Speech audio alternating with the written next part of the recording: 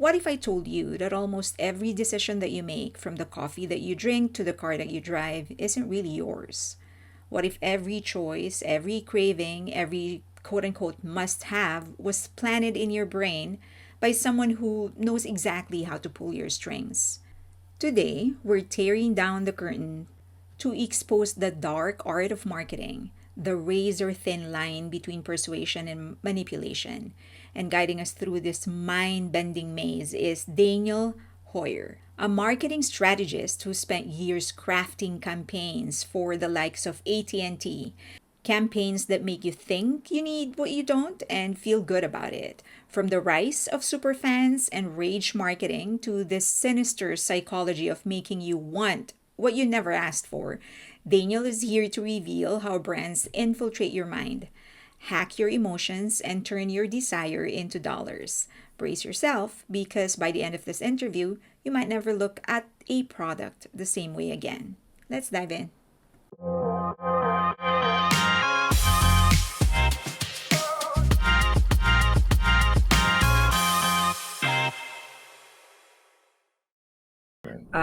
Okay, perfect. Thank you for being here. Thank you for joining me.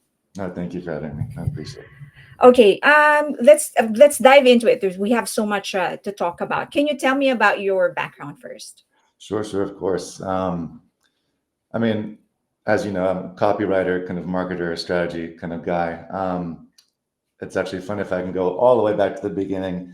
When I was still a little kid, my mom used to tell me that one day I would make commercials, and I don't know where that came from. It was a very random thing, and I don't know, she had the foresight to kind of know, Right. similar at least to where I'd be today. But no, I went, I went to college, of course, for it as well, and then, got my first internship straight out of school, Hmm. and I stayed on with that as a part of a really big agency, actually, when we worked with AT&T and T and a hotel chain and some bigger clients. But I had a great mentor there that kind of filled the gaps between, what school teaches you and then how the real world actually is. Um, They don't teach you that much, actually. Okay. Exactly. Yeah, it's a little maybe a little dated, but the fundamentals are Yeah. still good. Yeah. So, What but agency was that? they're called Javelin, but they're part of Omnicom Group, which is Okay. massive. Yeah, yeah. Yeah. Hmm. I was there for a good little while. It was a great start to my career. After that, I did some freelancing for a bit, but I'm actually great friends with the owner now. After that, I went to a small agency. It's actually not around anymore because the owner, I think, just kind of does consulting and stuff now. But Hmm. a great friend, and I got a big break to be able to work with Mission Tortillas. I'm sure you've heard of. So that was really fun. It really kind of honed how I could make like conceptual ideas happen. We did a lot of their social media. We did a lot of video things for them, but it was really where I kind of learned to think of a bigger idea and kind of Hmm. make it all happen on my own. And that was a great run over there. I went to another agency called Skyline, and that was it's a bit different. So it was also smaller, but instead of focusing on copywriting, Hmm. I mean, I still had that as part of the job, but I really, as when I first led my first kind of bigger creative team. I would be, part of pitches. I would manage clients. It was very well rounded, and I think that really leveled me up as a marketing individual. And it was such a great time. I was there with them for 5 years. And then for the last three or so, I was with USA Today. And that was like a second belief I had to mention, but my kind of specialty was always like consumer products. Hmm. And obviously with USA Today, obviously it was very media service focused. So it was a change for me and some kind of to learn something new, but it was much more hands on with the writing again. I really loved that. Hmm. And I was there actually till April. And now, now I'm here trying to do my own thing now. Right. Okay. So you said that for 5 years you were this with agency where you basically wore different hats. So Yeah. I'm assuming that you were in accounts, you were in strategy, media buying. Okay.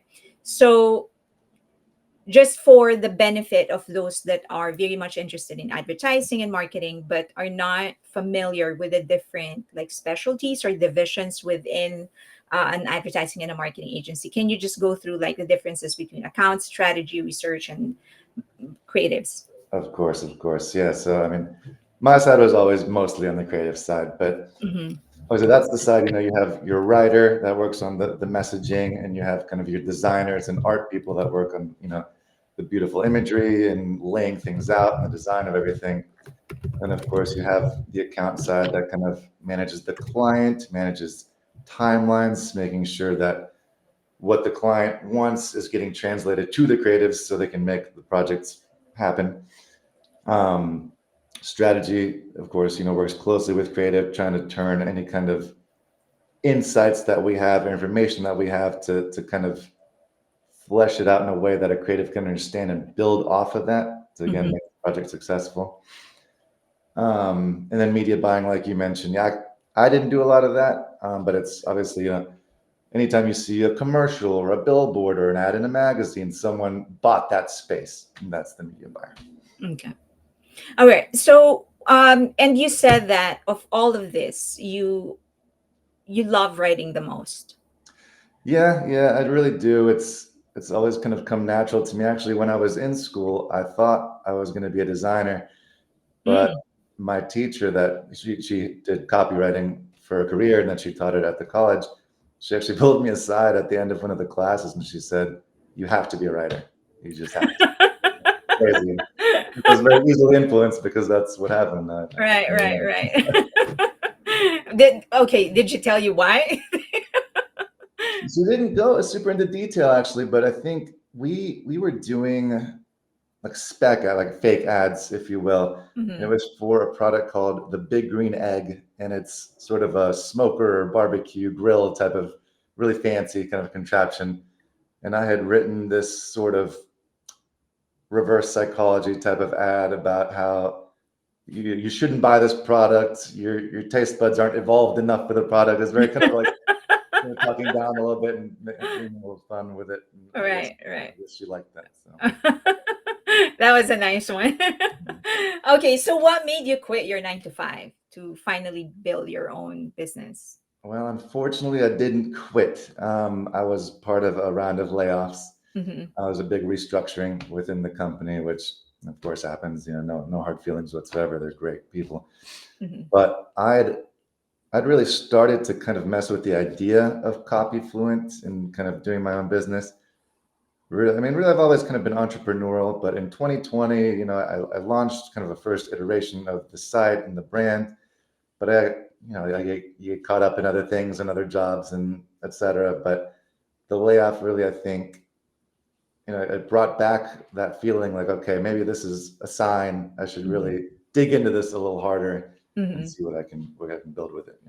Okay, so you mentioned Copy Fluence. Can you give me an idea what the company does and what is it that you offer differently from other marketing companies? Absolutely, absolutely. Well, with Copy Fluent, it's really focused on founders and brands. It's a little bit more startup focused, where I think that there's just so many great ideas out there that people are coming up with and they're trying to build a business with, but it's tough Hmm. sometimes to kind of explain yourself and differentiate yourself, right? And say things that perfect way that really opens doors for the business. So I'm focused on that. I'm focused on building that brand voice for businesses. I'm focused on ghostwriting, whether it's some email marketing, ads, whatever it may be, and I'm focused on offer consultancy as well. If some people they don't need a bunch of stuff written up, they need a little bit of help, a push in the right direction, some clarity. That's kind of the area that I'm in. Yeah. Okay. And what do you envision for your business in 5 years or 10 years? Basically, the vision. What's the vision for Yeah, the business? yeah. No, in a perfect world, obviously, I have a few clients that I work with now. I'd hope to grow that. I'd hope to hire, maybe 2 or 3 people to work with me. I don't plan to become some crazy conglomerate, but I just enough to be comfortable and be able to offer jobs as well. and have there's a nice rotation of clients. Also, in the future, I do plan to build out kind of classes and products that people can buy to help as well. So a little bit, passive income on the side that way as well, and just see where it goes. Okay. All right. So okay, so let's get a little bit into brand building. That's our favorite as a as marketing and advertising people. Let's talk about the process. A lot of my audience are very curious as to how that actually happens from nothing to whatever it is that they see on TV or on social media. Um, when you can you describe to us when you onboard a client or when a client first come to you to ask for help for in marketing, what is it that you need to know, and how I know this is going to be a lot and we're going to be talking through it, but how do you build that first campaign to introduce their market, or sorry, their product or their brand to the market? Sure, sure, sure. No, that's a great question. That's yeah. I'll try not to ramble too much, but what I what I kind of because we usually maybe before they even sign off, obviously there's a lot of conversation trying to figure out who they are, what they do, all that good stuff. So for me, I like to call it the three T's. It's the truth, the tension, and the tone. Mhm. So for me, the truth is kind of what what is like your emotional DNA, like the reason you exist, kind of right. What's the problem you're solving, and not just functionally. I mean, obviously, that's a huge part, but emotionally as well, if that makes sense. Mhm. And if you disappeared tomorrow, what would people miss? So just yeah, getting that foundation built, I guess, or understanding it. And then the tension, I think that's where a lot of great writing is born. Like, I think great brands don't always, they have a product, obviously, but they need to have that point of view. Mhm. So what's like the friction between what people want and what the company is selling? Mhm. And that could be, a cultural thing. That could be a gap in the market they're filling. It could be something outdated, maybe that this brand is trying to, bring into this new time. Mhm. So yeah, that's all things I have to understand. Mhm. And then tone, of course, as you can guess, it's kind of how do you sound? What is your brand voice, which we touched on earlier? But I think it's so easy, like I was saying, for a brand or a founder to kind of sound like everyone else. So we need to figure out what area works best for you and what you're selling that you can use to stand out and sound unique in a way. Okay.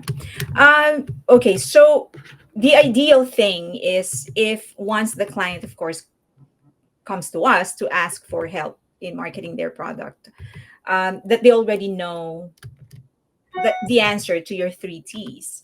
But what if they don't? And this is far more common than a lot than people think. Like a lot of 100%. people would actually come with a come up with a product and they don't know how how different they are from the market. So what is the process then if the client says like, uh, it's the best, like it's the best product out there, and Yeah. not know why? Like, what is the Yeah. process that you have to go through to get to that? No, 100%. Yeah, and that is, like you said, very common. No, I mean that's I think when I you have to kind of analyze their position and their competition, right? If it's a burger brand among your McDonald's and your Wendy's or whatever it may be, and I think it's part research and part instinct, because a lot of times people don't know, and they know about the product and what they're selling. Like they're always going to be kind of the subject matter expert, but it's up to me, up to any kind of strategist in that position to see where there is that gap that you can fill, with how you come across, and just pitching them something that you have the experience hopefully and have some research built out that you can say pretty confidently, like, hey, I think this is a great way to differentiate yourself, to stand out, and this is the space we need to play in, at least to start. Right. Okay, so how do you then know, well, how is their truth, or um how is that different from the big idea of a marketing campaign? Their unique selling proposition, how is that different from the big idea of the campaign? Sure. So yeah, when I speak of the truth and the brand and all that, that is that's more like how you'd look at, like if you think about Dr. Pepper, right? They've had various campaigns where they've kind of come at things different ways. They've, had the bold campaign, they had the it's a pepper thing campaign. And while those two are sort of different executions of the brand hasn't changed. So when I speak of like the truth and the tone and all that stuff, that's really where, like, how people perceive the company Hmm. versus how people are getting, like, taking in the campaign itself. Like the campaign is not this everlasting thing, whereas the brand in a way is, it's a much more longevity, versus a campaign could last 3 months, it could last 2 years, whatever it may Okay. be. Okay. So you're seeing that the truth and the tension and the tone, that's innate to the product or the brand, as opposed to the big idea, which is just for a specific campaign. Yeah, that's a great way to put it. Yeah. Okay, all right. So then how would you differentiate? And I mentioned this a lot in my channel. There's the strategic campaign and the tactical campaign. Can you explain to the audience what is the difference between the two? 100%. Yeah. It's funny because I think about this a lot, actually. So for me, it's not really a side by side comparison. I think for me, the way I think about it is the strategic campaign is more figuring out that insight that can be the foundation of an ad or a campaign. And then the tactical is more, how do we execute on that strategy? I think the strategy comes first. It kind of, it builds the foundation, and then the tactics are, how do we best execute that strategy and get it out in words? If that makes Okay. sense. So I guess there could be many tactics in one strategic campaign. 100%, 100%. Yeah. Okay. All right. Perfect. Okay. So now in terms of demographic, sorry, target market. So now Mm. you know, okay, this is what we're trying to hit. And usually the most common thing would be, you know, income, gender, sexes, and, location or whatever. But is there anything more than that, than just what are the things that you need to know about your target market, something more important and probably more intimate for you to create a more effective marketing campaign?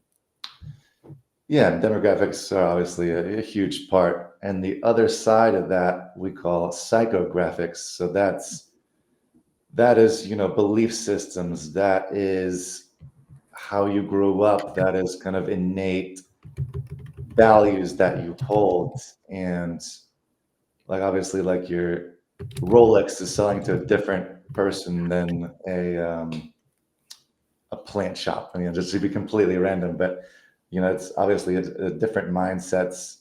And obviously, a lot of that stems from demographics, stems from how much money you make, stems from race, whatever you may have. But I think it's that when you can hone into the belief systems and the values that someone's hold, that's another way to target someone, I think. Okay.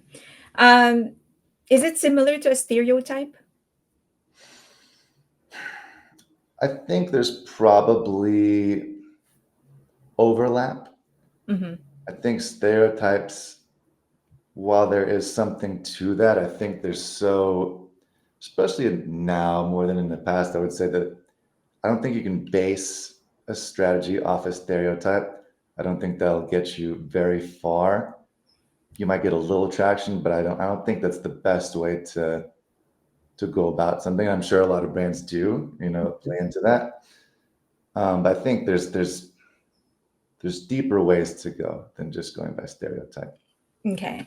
Okay, so once you already know kind of what is a unique selling proposition of the three T's of your campaign, of your product, then you start choosing, building out your creative campaign now. um at what point, I guess, the if for example, how do you determine if there is a set process?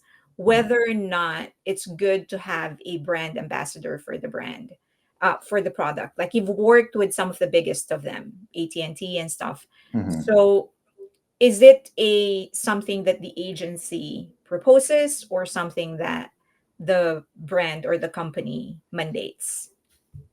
I mean, it depends. It can really go either way. I think, yeah, it really depends on it. Is this brand established or is it not? And do they know, what they're doing? Of course, I mean, there's whole agencies dedicated to pushing influencer marketing, and I think it's tough to answer. It really depends, because influencers can't sell everything, and then you have the tiers. Of course, you have micro influencers for much more low budget, or you're going big Kim Kardashian celebrity craziness. But I think it's will this work for the said product or will it not? And I think it's a process to figure out if influencer marketing is the right move, because you very well might be much better shape going full digital or full out of home or whatever it may be, because yeah, it's definitely not one size fits all. A little tough to answer, to be honest.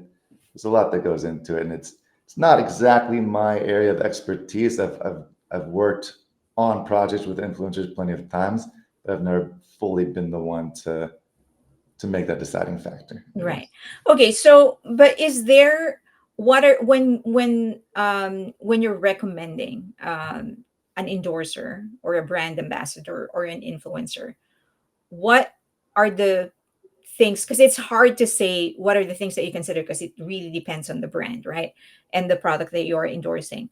But what are the no nos for you? Like the one thing when this influencer or this celebrity does this, we're just not going to go for that celebrity, no matter how popular.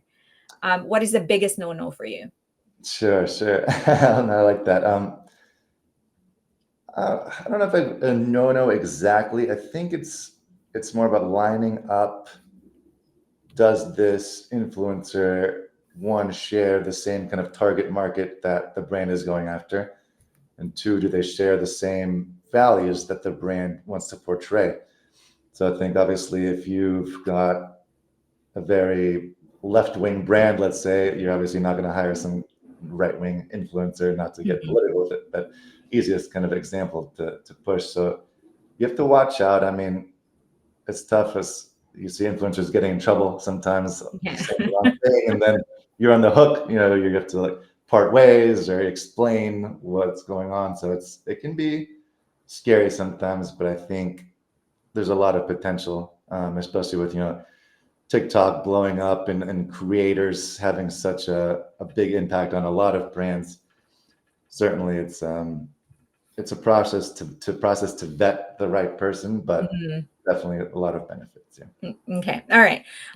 So if you're going to give tips to those that are starting their business or just thinking about starting to create their own personal brand, Mhm. what would be your tip for first three things that they need to think about and nail down even before they approach any marketing person or promote their product or service? Hmm. Um, it's a great question. I think it's it's similarly to my three T's. Mhm. Obviously, I'm approaching this from marketing perspective, not a complete business perspective. But I think there needs to be a vision, kind of a why behind, like, why are we doing this? Mhm. 'Cause there's a lot of things a person can sell, but I think you have to look at the why. Why do I sell this? Why does it matter? And what change are you trying to create? Because I mean, there's plenty of businesses that are selling to sell. They're just making money. They're not thinking much more about it. And probably plenty of successful ones at that. But I think to build something big and something strong and something that lasts, I think you need a conviction and you need to stand for something. And I think that's what people follow and that's what people Mhm. get behind. And then again, similar to tone, I was mentioning earlier, the voice tone, a little bit of overlap, but you have to look at how are we coming across? You know, are we coming across very warm and friendly? Are we coming across a bit edgy and sarcastic? Are we nerdy? Are we bold? Whatever it may be. But that voice and a consistent voice, I think that builds trust. It makes it feel familiar, and that consistency again is just it's so important. Um, and then I think an overall the rest of your identity, right? Maybe that's a visual identity. Maybe that's how user experience goes through the website or through a rewards program. Even it's like how does it all work? How does it all work together, and how does it look? I think those are the three big things to think about just from a brand side of the business perspective, if that makes sense. Yeah. Yeah. Okay. Is there a difference between creating a brand for a product versus creating a brand for a human, a celebrity, for example, or a politician? Yeah, yeah, a bit. It's funny. I've done mostly products, but we did do an artist a while back, and I probably shouldn't say the name, but but I think the main difference, I think for a product, your brand is a little bit. It doesn't. I was just talking about consistency. Right? I think for a product brand and a consistent brand is important. I think you build it out in a way that is well clear, of course, but something repeatable and something you can deliver on over and over again, so you get that consistency again. But I think with a person, especially like an artist or a celebrity or something, I think you almost need to build that brand in a way that you know it's going to grow and evolve because it's a human being. Hmm. Hmm. Um, so it needs to feel alive. It needs to be able to change. And while there should still be some, consistent undertones and stuff, I think you have to build that humanity. Like obviously, like so many artists that we know, they started off very young and now they're much older. So you think like maybe you were a young rebel and now you are a mom or a dad, and obviously you've changed a lot as a person. I think you just need to think about that as you build that brand. Right. I guess a perfect example would be Britney Spears, Justin Bieber, these people who grew Sure. up in front of the. And one of the major questions I kept on being asked on the channel is, um, after presenting, so once you're building a celebrity, for example, so you present it to them, and usually in the beginning they follow the brand, and then they just go off brand. Can happen. Can Right, happen. like, yeah, they just go off there, especially if they become famous, and they just start doing whatever it is that they want to do. I guess my question would be, once once the a celebrity is actually popular already, where do you see marketing, what role do you see marketing playing once they kind of just want to do whatever it is that they want to do? Yeah, gosh. I might not be the best person to answer this, if I can be honest, but I think that's where your PR comes in a lot, and probably setting things up for them and probably also fixing things for them. I think Hmm. comes into play. I think where marketing, where it changes, it's probably even less about how do we market this person, especially if they're in their peak of celebrity. They market themselves. They don't need marketing that much, right? I think that's where that comes in is partnerships with brands, Hmm. which is probably more beneficial to the brand than the celebrity. But obviously, when you think of big brands, celebrities want to be a part of that. You look at your George Clooney's or whatever it may be. Hmm. Um, so I think partnership comes into play a lot more in that sense. But if you're talking about more of trying to rein them in from being too crazy, I think that's more a PR side and probably not so much to do with marketing. Marketing, okay. All right, it's always so fun, because I did 15 years, yeah, 15 years of marketing and advertising, and then shifted to PR. So it's interesting actually for me to see the difference of what you do for Mhm. celebrities once they start reaching their peak. You may know Yeah. more than me. Yeah. Okay, let's start talking about marketing trends, just things that are happening right now and affecting the marketing industry, and the businesses itself, of course, brand building. How do you think, what do you think has been the biggest effect of social media on brand building and marketing? Yeah, yeah, that's tough too. I mean, I feel like so much has changed. I feel like this is maybe overstated, but I think the humanity of brands and the authenticity of brands is just such a vital factor now. I think, you go back in time, I think a lot of these, especially bigger legacy brands, felt like this very far off thing. Mm-hmm. Whereas now, I mean, they need to be part of the conversation. Mm-hmm. I think I've always looked at social media managers for brands almost like, obviously you have your marketing plans and your things you need to execute on, but I think there's so much customer service in a way that you need to be ready for. There's always, you have to move so quickly as well.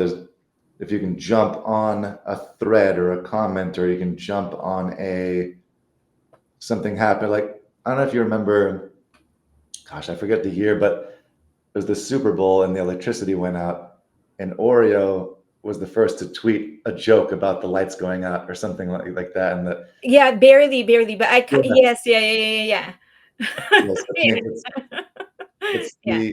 the speed you have to play in, and I think it's the conversation with the people on social media. It's a constant it's a constant work. Like, you can almost never stop working. Like, it's very, very difficult, and I think that's why some brands are fantastic with their Mm-hmm. social media, but it's extremely difficult. Mm-hmm. And I think at some point you just have to do what you can, because you can't be up 24/7, obviously. So I think those are the biggest changes. The way TikTok works is a whole other thing, which I think we're still going to see the full impact of that in the couple of years to come. But obviously, you're seeing the importance of creators go up. You're seeing the amount of partnerships between brands and more the micro influencers, if you will. But yeah, it's the magazines. I mean, the magazine ads have not been too big for a Yeah. while now. There's still plenty there, but I think the shift is massive on the digital side. Okay. Do you think it's possible in this day and age to build an entire business on social media without using traditional, meaning TV, radio, print, um, and just do social media to sell your product? Let's say it's a consumer product, or um, do you think it's possible now to do that without TV, radio, print, out of home? Absolutely, absolutely do think that. I think, if we're talking consumer goods, yeah, the social media. I mean, your audience is there. You're gonna get your word across there. The money you'll spend. I used to say it was cheaper, but I think now it's almost shifted. I think you get a TV commercial cheaper than a big ad on social, but I think it's Yes. just worth it. It's worth the spend. I think you look at brands today as well. There's a lot more to be said for a founder-led way of marketing.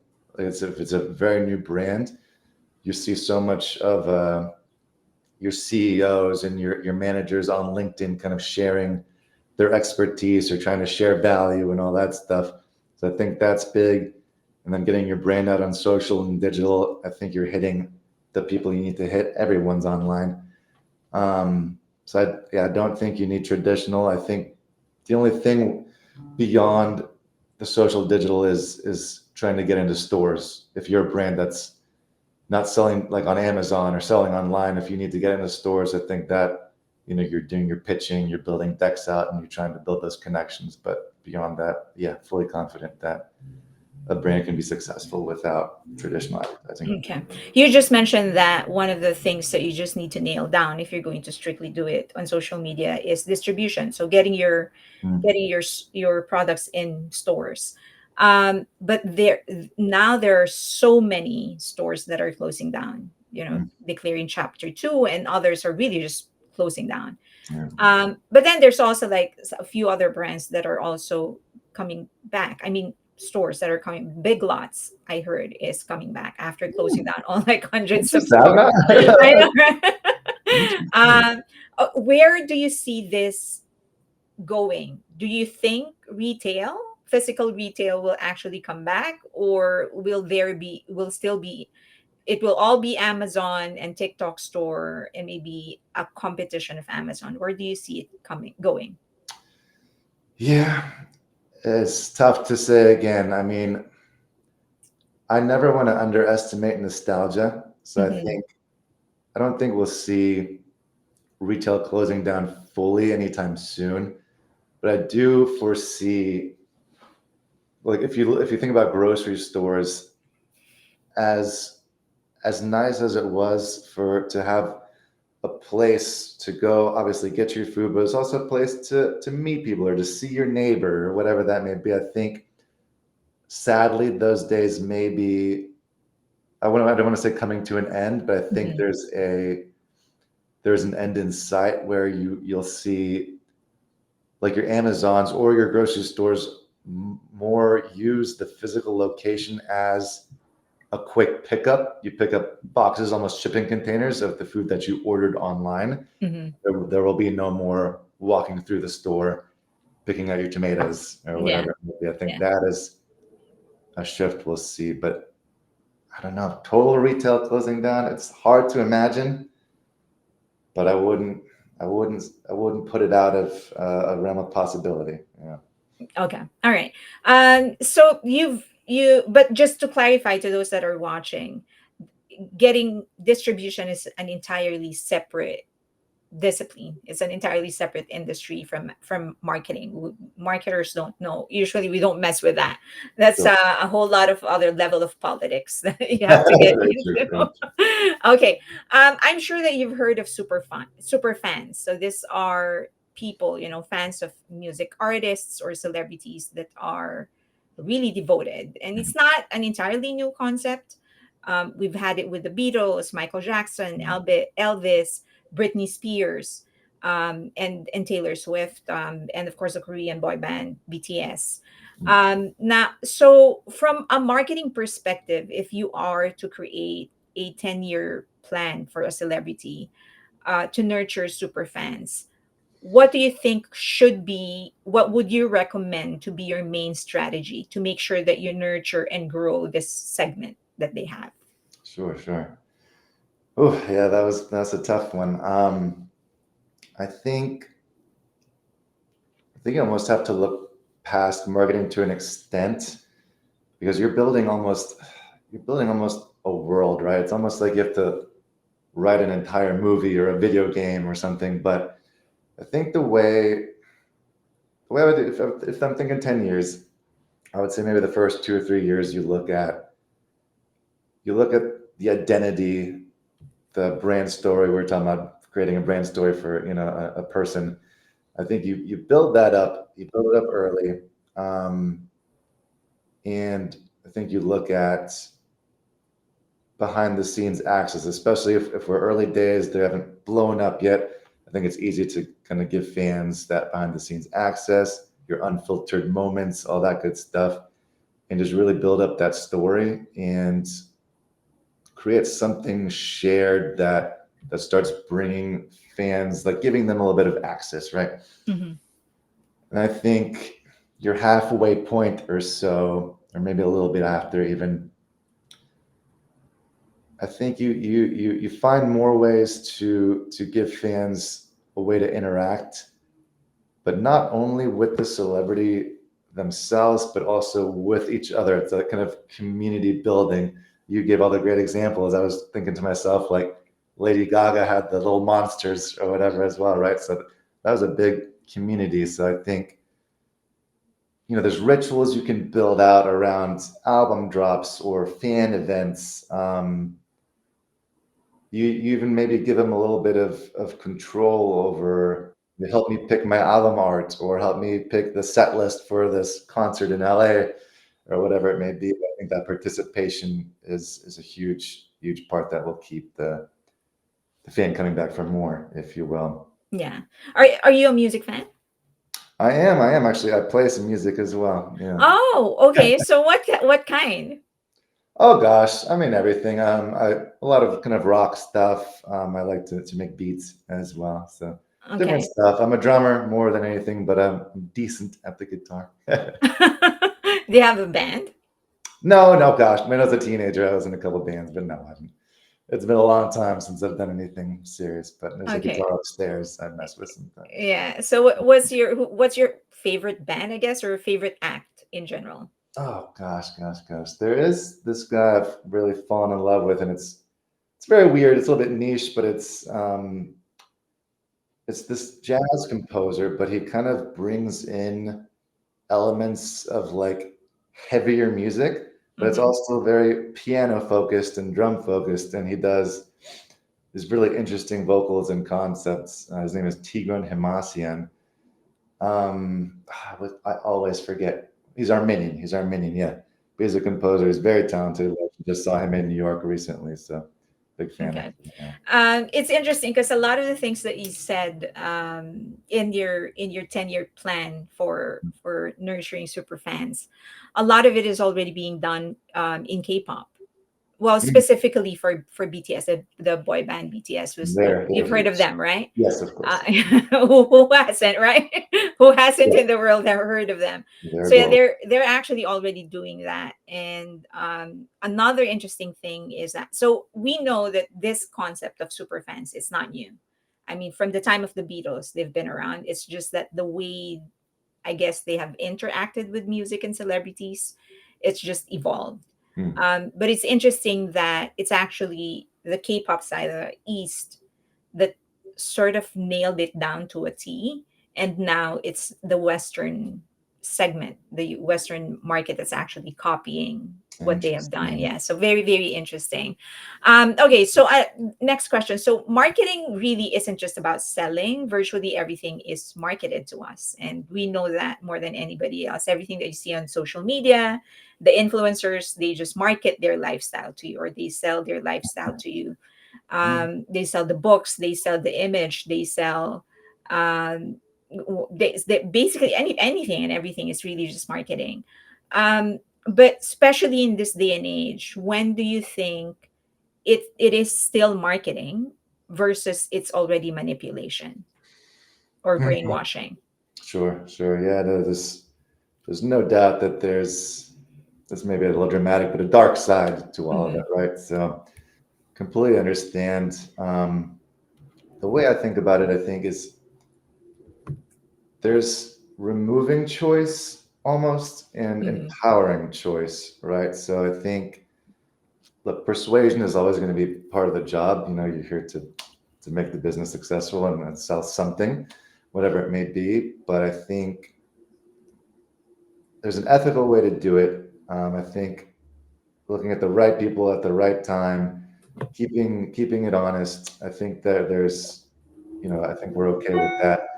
But when you look at manipulation, like you said, it's almost where you're pushing emotion to override logic, Hmm.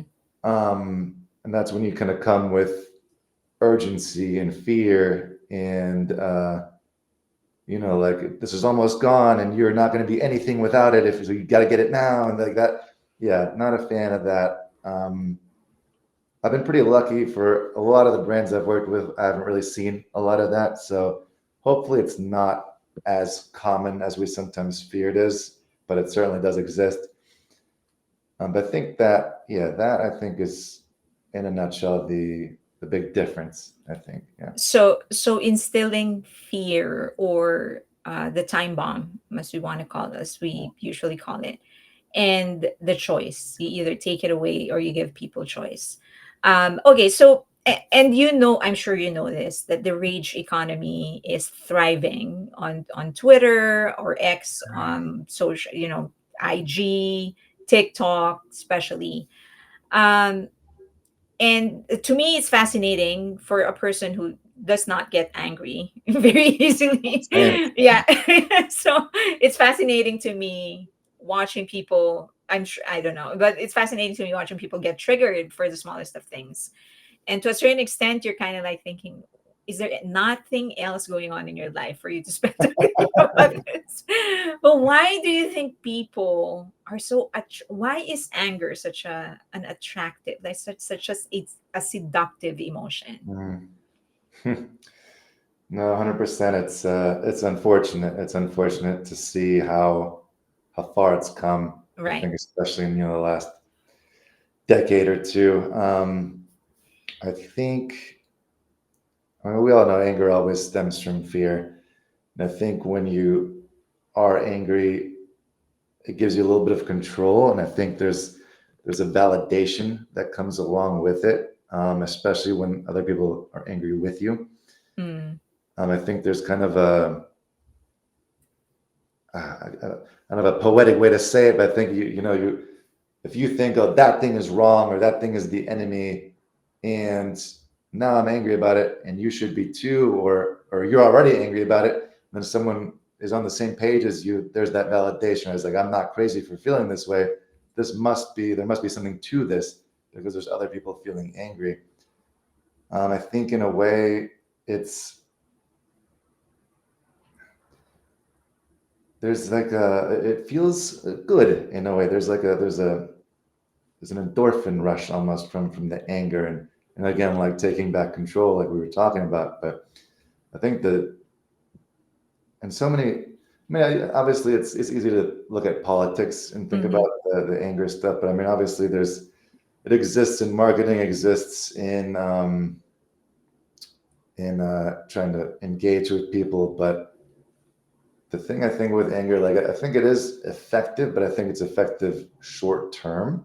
I think mm-hmm. you get a lot of clicks, you can maybe go viral real quick, but I think if you think long term, it's not sustainable. I think when you look at hope and solidarity and community and things like that, I think that builds a much more like a long term engagement versus the whole anger economy thing. Yeah. Right, right. Um, so so if you are going to position any brand for that matter, you would rather advise going for hope and community rather than rage. Yeah, I think rage is too far. I think there's an area where you can poke fun or tease or get a little edgy. I think if we're talking straight, trying to get people angry, I don't think it works. I think it's I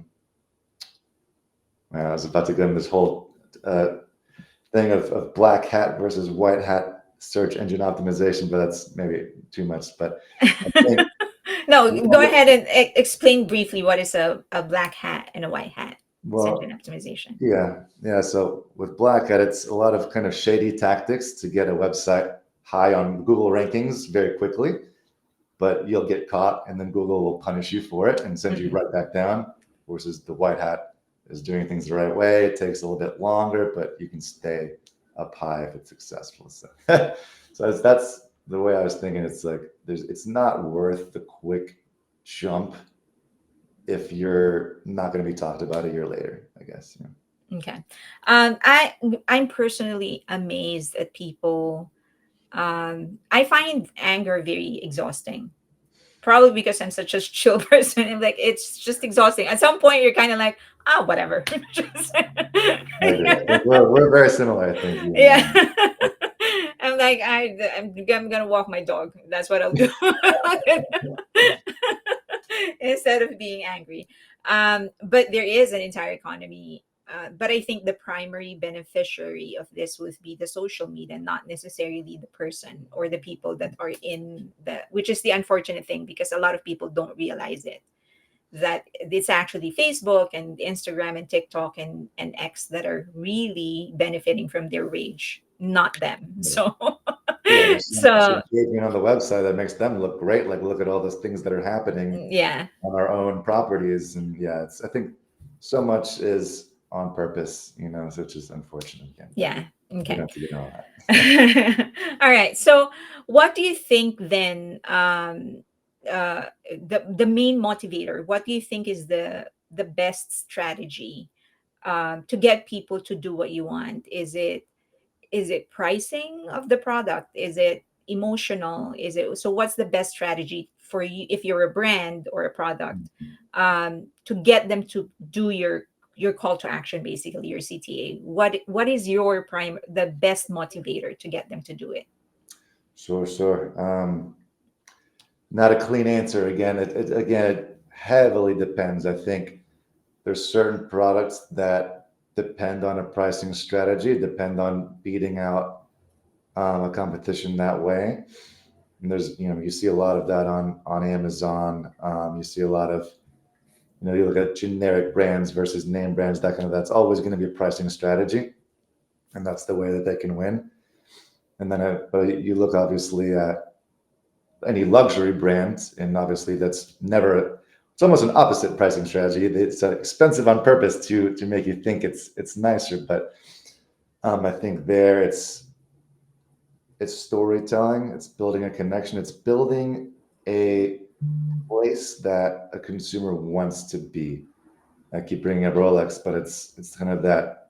Oh, once I attain that level of status, Hmm. and I'll feel great about myself. So that's kind of the other side to maybe the opposite of pricing strategy. It's that that attain like it's hard to attain, so it makes you want it more. If that makes sense. Right, right. Okay. Yeah. Rolex is actually, for me, one of the, I guess, in terms of branding, they really got it down, and they're so consistent. Like Mhm. they've never gone into any kind of trend. They've been like, nope, this is who we are. We're gonna stick to this. We It's don't care also a about great trends. luxury brand, absolutely. Yeah, yeah. So such a solid brand. Okay, so I guess before we get into just like some stories or caveats about working with different types of clients, Mm. what would you think is your favorite marketing campaigns? Not necessarily the ones that you've done, but just like general marketing campaigns that Mm. have left a mark on you. Oh gosh, that is tough. There's always a silly one that I bring up. It's an ad that was placed in a subway station.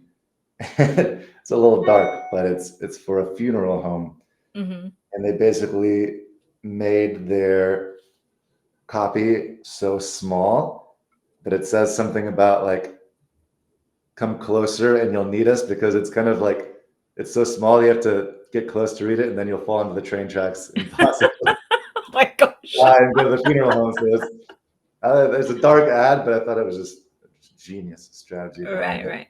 and definitely one that's always stood out to me. Um, Sorry to go dark so fast, but yeah, it's other than that, I don't know if I have a single campaign that I've really just you know um, been drawn to. I think great brands I've been drawn to that have done a lot of great campaigns. I mean, maybe less now, but Apple back in the day, I think always just did genius stuff. I think you look.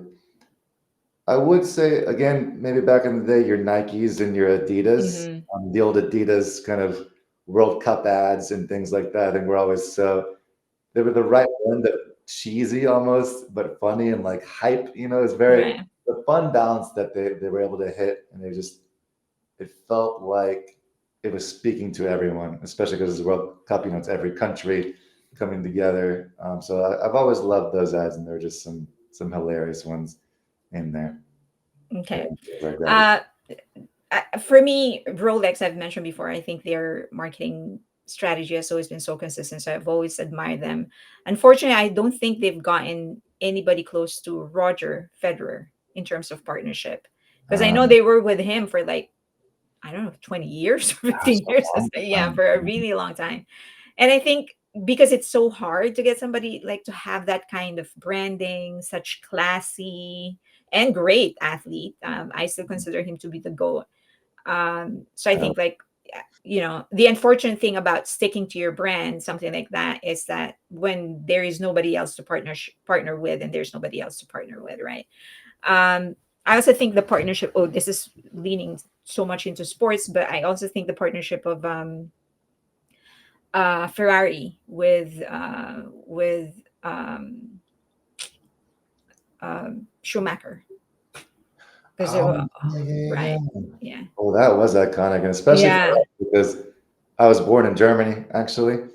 And so, I've lived in the United States since I was 9, 10 years old, but, Schumacher was such a big deal in Germany for us. I And so, know. Well, he should have been. Come yeah, on. we always followed him a lot. Yeah. Yeah, Mhm. so he essentially placed Ferrari on the map. I would say so. And so I think, again, it's like, so when the partnership ended, you can't be an athlete forever. You certainly can't be the best forever. Certainly. So it was like, they couldn't replace him. They've Mhm. they've gone through several ones, but they couldn't replace him. So I guess that's just the curse of being so consistent and so stringent with your branding, that when there's nobody else, that could carry your brand, and there's nobody else. Okay, AI. Agreed. Before we get into the last segment, how do you think? Are you using it? How do you think it's going to affect marketing? It's interesting. It's very interesting. I am using it. I kind of try to use it as a brainstorm buddy, if you will, Hmm. just bouncing ideas back and forth. I think where we are right now, we've already seen a lot of updates, and we've seen it get better. I think it's close to being, I don't want to call it a problem or an issue, but it's close to coming up with some pretty insightful things, which is crazy. I think where we are right now, I don't think any brand can or should rely on it on its own. Hmm. I think it's a great partner to help you maybe think outside the box, or think of an idea you may have not kind of landed on. But I Hmm. think when you think about truly insightful copy and a brand voice that's truly different and authentic, it's not quite there yet. That's not to say that it won't be one day. Hmm. Do you Uh, think it'll be one day? I mean, it's tough to say. It's what we've seen already is almost unbelievable. I kind of would assume it might, and Hmm. it's it's something I made a video recently, and I was like, I'm creating a copywriting business in the age of AI. Like, what am I doing? I think now is almost the time that we'll see a lot of mediocrity come out because Hmm. of it, and people. I think it'll sound great, but I think there'll be there'll be a miss on truly bridging the gap between a brand and a customer if it's fully relying on AI for its strategy and messaging. Um, do you think it's going to take away jobs from people in the marketing industry? Unfortunately, I do. I don't think on a grand scale, but yeah, unfortunately, I think small scale there, I'm sure there will be some. I think we've already seen some as well. I haven't heard of, I think in your bigger brands and your bigger agencies, I think there's an understanding of the value of human creators and strategists. But I think if you look at your startup from down the street that doesn't have a ton of budget to work with, I mean, AI is a godsend for them, right? It's Mhm. a way to automate. It's a way to help them put out content and do a lot of things that one may have been too slow, or two may have been out of budget. It's just the truth. I mean, the the services are never cheap. That's Right, right. Oh yeah, it is never, and the good ones should never be cheap. right. Right. Okay. Okay, let's talk about just few things about working with different types of clients. Okay. One would be, one, how do you deal with clients who just wants to sell? Like, they don't care about branding. They don't care about, like, I don't care, just want to sell. Just create a Mhm. campaign that will make my product sell. Yeah, you do see that often. You do see that often. But it depends. I mean, sometimes I think it's a responsibility for us to try to drive home the value, the long-term value of focusing on awareness and branding. Sometimes you have to do what the client wants. So it depends on the client. You try your best to get that across and to speak about what we look like in 5 years. Mhm. But it's also understandable. I mean, you have mouths to feed, you have maybe investors to keep happy, and sometimes I get that there needs to be a focus on revenue, and if that's where we need to do it, then you almost don't have a choice sometimes. But I always do try to kind of show other brand successes and maybe brands similarly, if I'm lucky, that if I can find some kind of research or find some kind of growth type of documentation and bring the value of it in front of their face. Yeah. Okay. Okay, next. What happens? How do you deal with it when you disagree with what the client wants? When you know this is not going to work, at the end of the day, you're going to blame me and I'm going to get fired. So, what do you do if you disagree with what the client wants? Yeah, if I'm thinking in terms of my own business, I think it's a similar area. At the end of the day, I can't. I have to do my best to again prove out why I think their idea might not work as well as they think, or why my idea might have more legs in a way. But Mhm. again, I think it's a do your best situation. I think it's coming to them with articulate reasons and maybe proof if you can, proof of maybe why this has worked for a similar company in the past, or my 12 years experience have come into play and I've seen this fail before, and just try your best to change their mind. But again, it doesn't always work. And at the end of the day, they're your client and you have to work with Do them. what, yeah, So do what they want. Yeah. yeah. Okay. So for my last question, how, and maybe you can tell us what you prefer. How is it different from different with working from, sorry, what is the difference between working with a small business and working with big clients, and which one do you prefer doing at this stage in your career? Yeah, I think if I'm thinking if I'm working at an agency or in-house at a business, I would say like larger clients, of course, are nice because there's more planning and organization usually, I'll say. Mhm. And there's usually bigger budgets and things like that. And there's a chance to build out grand campaigns, that go across a lot of different media. But of course, there's a downside as well. There's a bit more bureaucracy, a bit more red tape to go through, a lot more cooks in the kitchen, if you will, which can present difficulties. But then you look at a startup, obviously the speed needs to be there. Things move a lot faster. Things are a little crazier. There's a little bit lack of organization sometimes, depending on the company.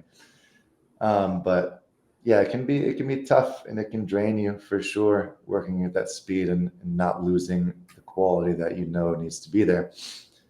But it can be fun. I think you can. They might be more, or maybe your bigger legacy clients may be more risk averse, Mhm. whereas your startup might want something a little bit more fun or a little bit more crazy because they know they need to stand out. So they're like, let's go wild and do some crazy stuff. So I think those are the big difference. I in a way prefer the startup side because at the Skyline at the agency I was at for 5 years, we had big and small, but we had a lot of smaller guys, startups, and hedge fund guys trying to build a second business as well. And they were a little bit wild, but they were fun, and we did some really fun work with them. So yeah, I do kind of prefer it and have the experience with it. So it's not so bad. Okay. All right. Well, that's it. That's all the questions that I have for you. Just in case, and thank you for coming on the show. But just in case people want to get in touch with you, please tell us how they can actually reach you. Sure, sure. I mean, I think you guys have the website copyfluent.com. You can book a call on there, free of course, and we can always chat. I think that's the best way. Myself and the business are all over social media. Business wise, we're still building it up, of course, but yeah, if you search Copyfluent, I should pop up. If you search my name, I should pop up, and we can connect that way as well. But, I Okay. appreciate this. Thank This is fun. thank you so much, Daniel. Thank you.